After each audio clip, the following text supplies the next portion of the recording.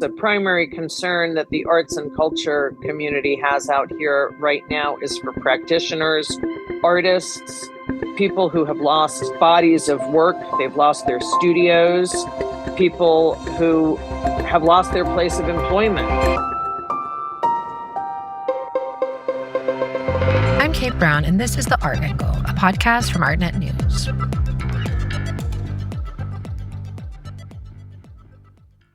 After more than a week of burning, LA's devastating wildfires, which began on January 7th, are still not fully contained, forcing ongoing evacuation orders around the city. It is the worst fire event in LA's history, and it's taken 24 lives.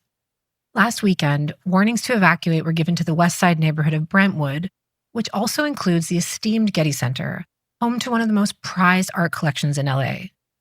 As part of the Getty Trust, the museum features European paintings including Van Gogh's Irises and works by Rembrandt, Monet, and Peter Paul Rubens. There's also Greek, Roman, and Etruscan art that dates from the Neolithic to Late Antiquity, the latter of which is partially held in its second campus, the Getty Villa. Days before the threat of fire reached the museum's main venue this weekend, the villa was in the throes of the Palisade blaze, which ended up destroying or damaging more than 4,000 structures and spread over 23 acres.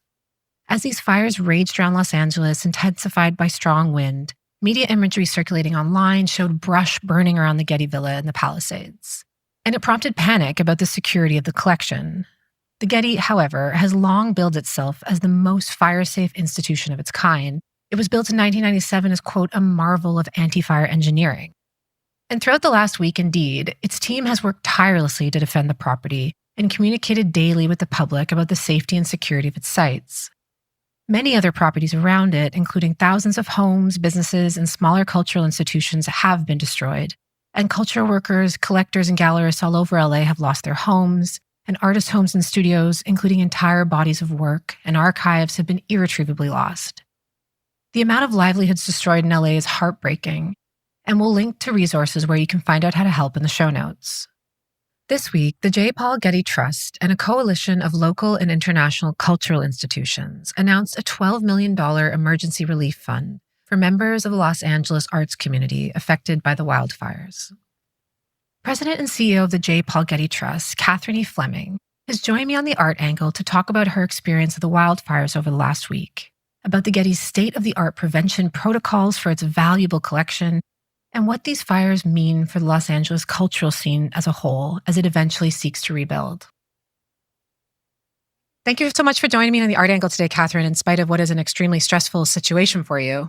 My pleasure. Happy to be doing something other than managing a crisis for a few moments. Can imagine. So let's go back to when this all started. Where were you last week, and what was your first reaction to the news of the fires?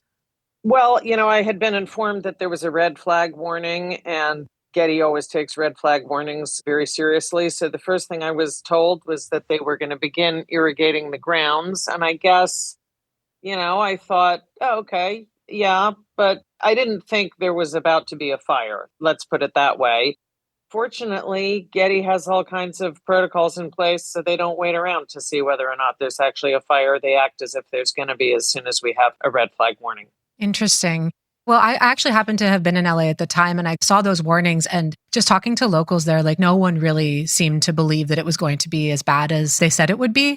And I imagine that you've been there multiple times. Can you explain sort of the feeling of seeing that kind of devastation, just having been there days before when it was all lush and as normal? Well, I don't know if you've read the great novel, Rebecca, about woman who returns to a once beautiful, stately home that has changed with time. That was the thing that sprang to mind as we drove up to the villas, that it's totally recognizable as itself, still very, very beautiful, but very somber because everything has this kind of sepia tint that you only gradually realize is because everything is covered with ash.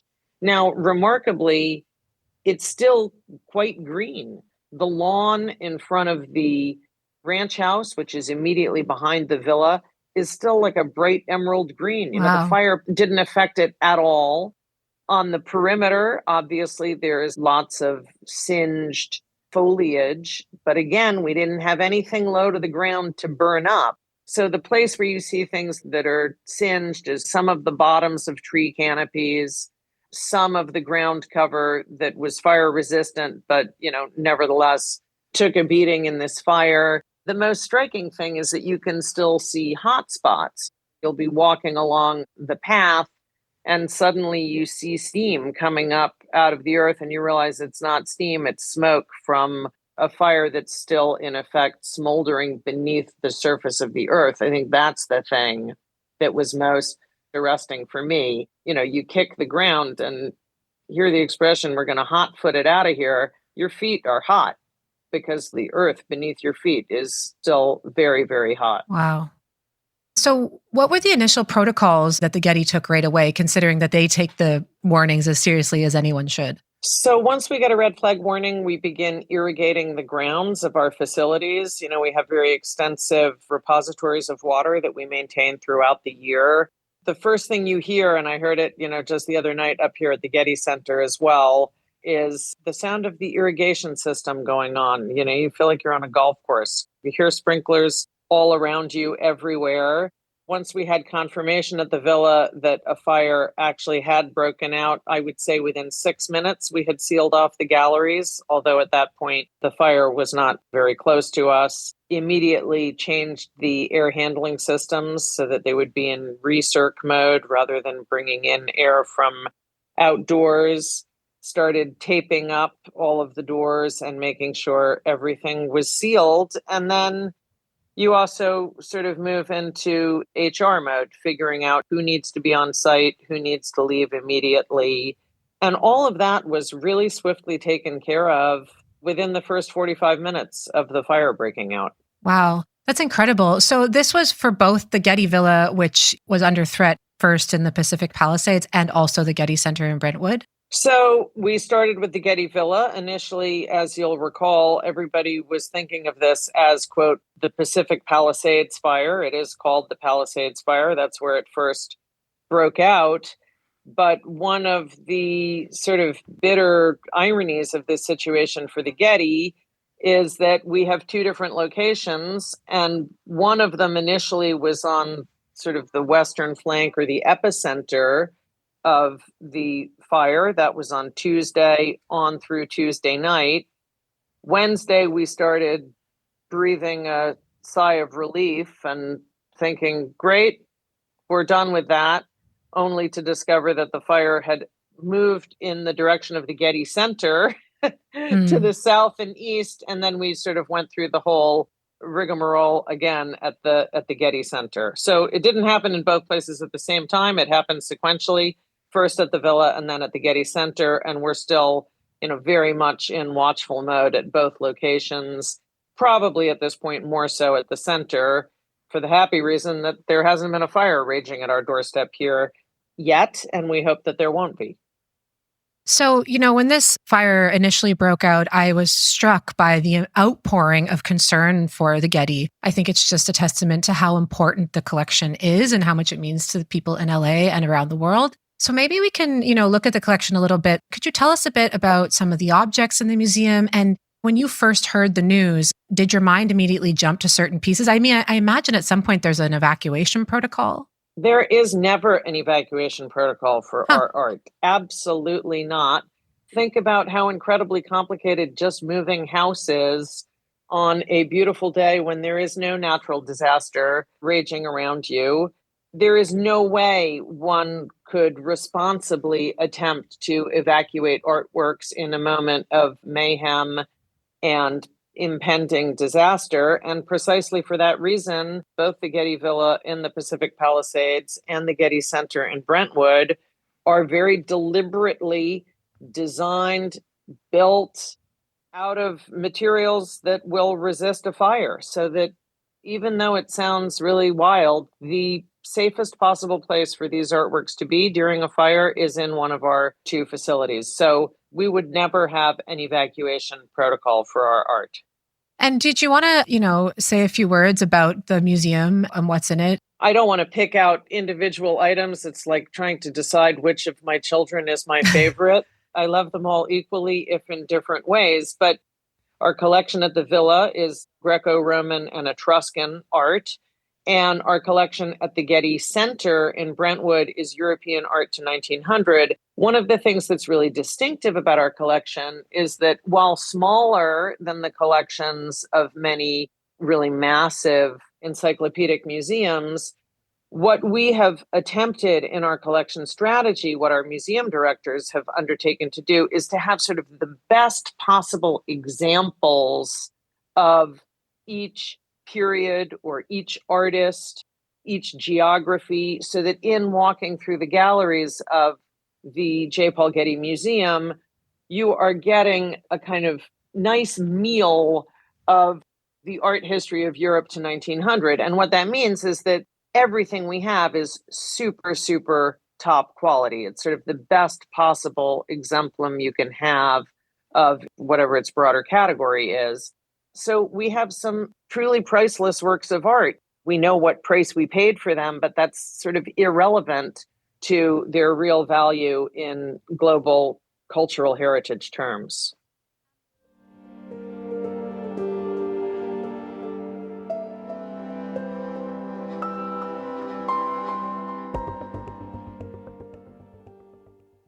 As you said, and it's been said elsewhere before, the museum is extremely safe place for art to be, especially during a fire. In fact, you've said before that it's the safest place for art during a fire. Can we get a bit more into what this means? And how has the safety of the museum evolved over the years as the situation of drought in California has become more dire and this threat of fires has become more present?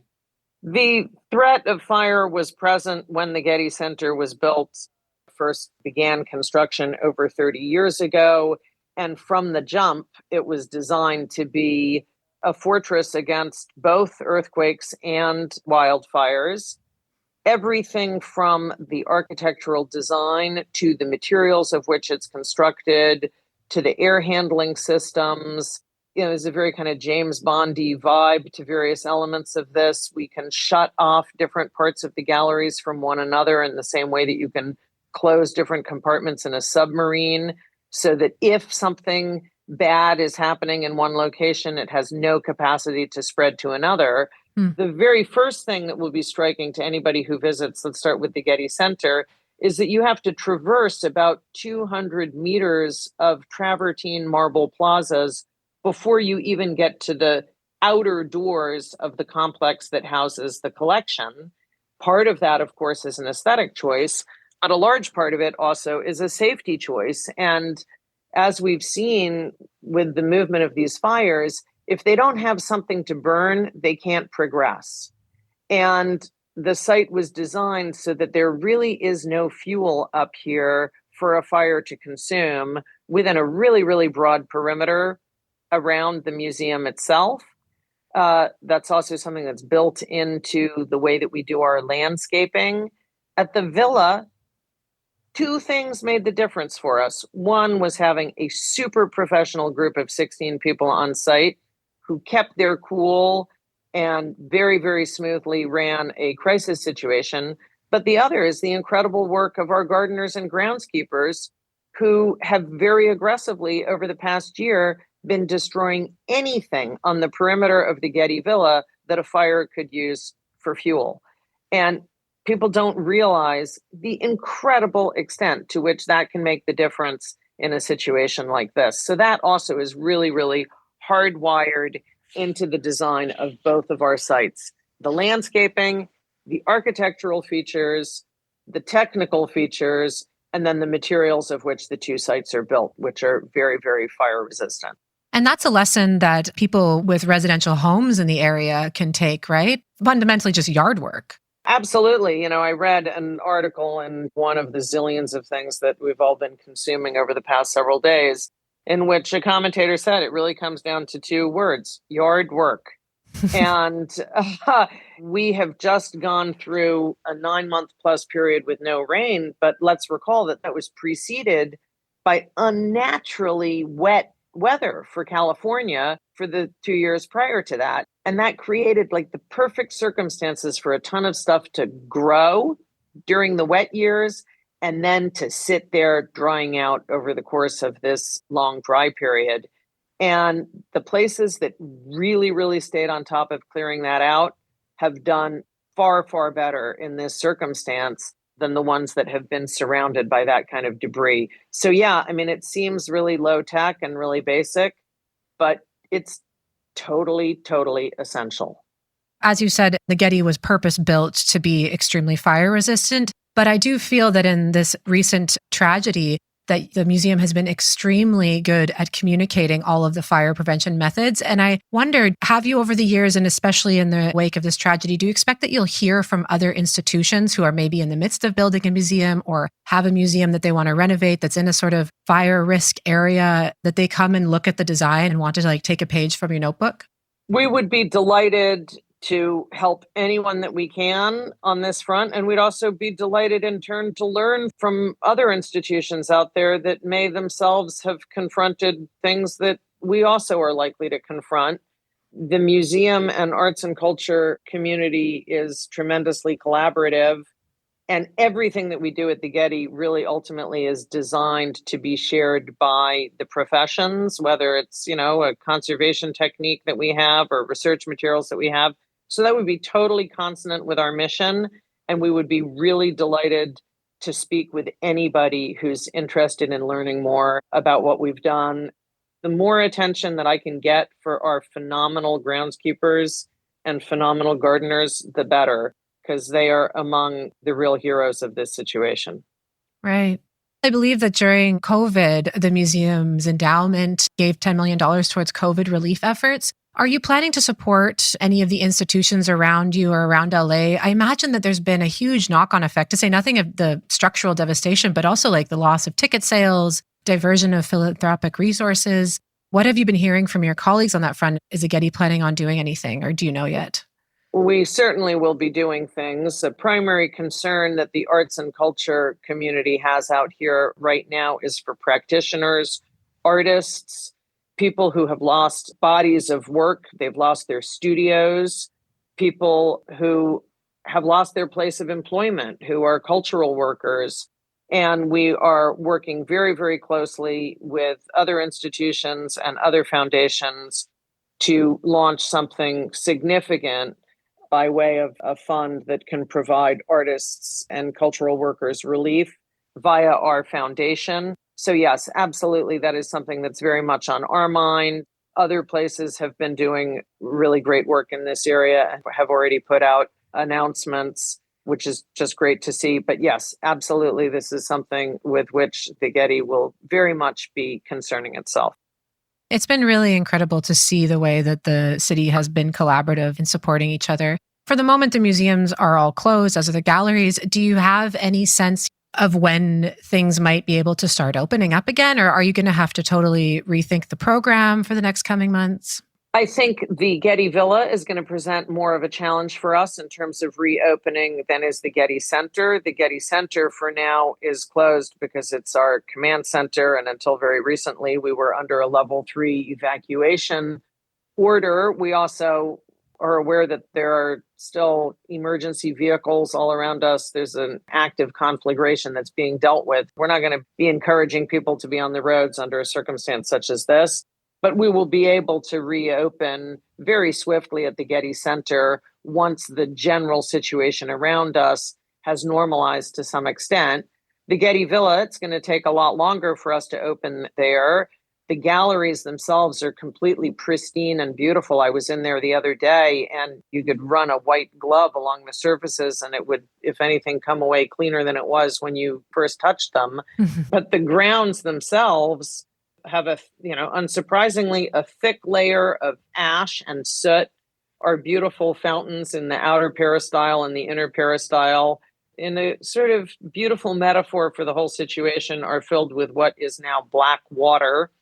We need to get all of that cleaned up, but we also really are acutely aware of the Pacific Palisades neighborhood and its just massive devastation, and want to stay closed long enough to make sure that if we are needed as a resource for the neighborhood as a whole, either as a staging area for relief efforts or currently a staging area for firefighters and police, we want to make sure that we are available to the community in that way. So that's another reason why we are not in any big rush to reopen the villa. We got to clean up ourselves, but we also really are focused on the neighborhood around us there. We aren't just in these neighborhoods, we are part of these neighborhoods. And I got to tell you, we just feel sick for the people of the Pacific Palisades and currently share all the nail-biting anxiety of our neighbors here in Brentwood and Bel Air and the surrounding communities.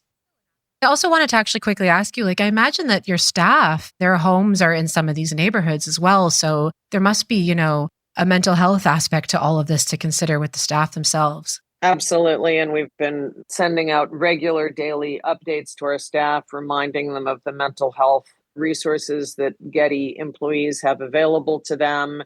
And we also are providing financial resources to staff who suffered financially as a result of an evacuation order, and also in a more significant way to those staff who lost their homes permanently as a result of this. It's just so devastating. I can't even imagine it. There must be some other cultural institutions in the neighborhood. Do you know how they're faring? Some of them are doing well and some of them are not doing well at all. Really, what seems to have been most devastated by this in terms of the art community, as I say, is the workspaces of artists themselves. And some of them have insurance and some of them don't. So I would encourage anyone listening to inform themselves via the many online resources about the different GoFundMes that are circulating around for people who have lost their homes or studios from within the art community and beyond. There are a lot of resources online to look to. Going forward, LA will heal eventually. What do you think, though, that it means for the remapping of the LA scene at all? Do you see it rebuilding itself in a new way in some senses? Well, I certainly take inspiration from the incredibly generous and loving behavior of all of my art and culture colleagues over the course of the past week. The number of people just checking in, offering assistance, sharing ideas. We're currently trying to figure out what to do with school groups who had been scheduled to go and visit the Getty Villa, and all sorts of partner institutions are saying, send them to us. We'd be happy to host them. So if that behavior is any indication of the strength of the community, I feel really optimistic about how things are going to be going forward. We also have to be mindful of the fact that there's a very generous philanthropic community in this city that in large part supports a number of these arts institutions. And a lot of those philanthropists themselves have been profoundly affected by this. And that also, I think, will have an impact on the situation. But I am optimistic, and I'm not generally a Pollyanna, but there is something about the community here and how tight-knit it is and how just devoted to Los Angeles it is that really makes me think that there will be a comeback. I don't know what it's going to look like, but I think there definitely will be a comeback. Well, I mean, if the last few weeks of what I've seen in terms of collaboration and resilience from the LA community are any indicator, then I think you're absolutely right. As I said, thank you so much for your time today. And I really am wishing you and your team all the best and fortitude in the next weeks. Thanks so much. It's, as I say, been a very pleasant diversion to chat with you for a few minutes. I'm happy to hear that. Thanks a lot for your time, Catherine. All right. Take care. That's it for this week's episode. If you like what you heard, you can subscribe to the show on Apple Podcasts, Spotify, or wherever else you get your podcasts. Also, take a moment to rate and review us. It will help other listeners discover what we're doing. The Art Angle is produced by Sonia Manalili, with contributions from myself, Ben Davis, Carolyn Goldstein, and Naomi Ray. Thank you for listening, and we'll see you next week.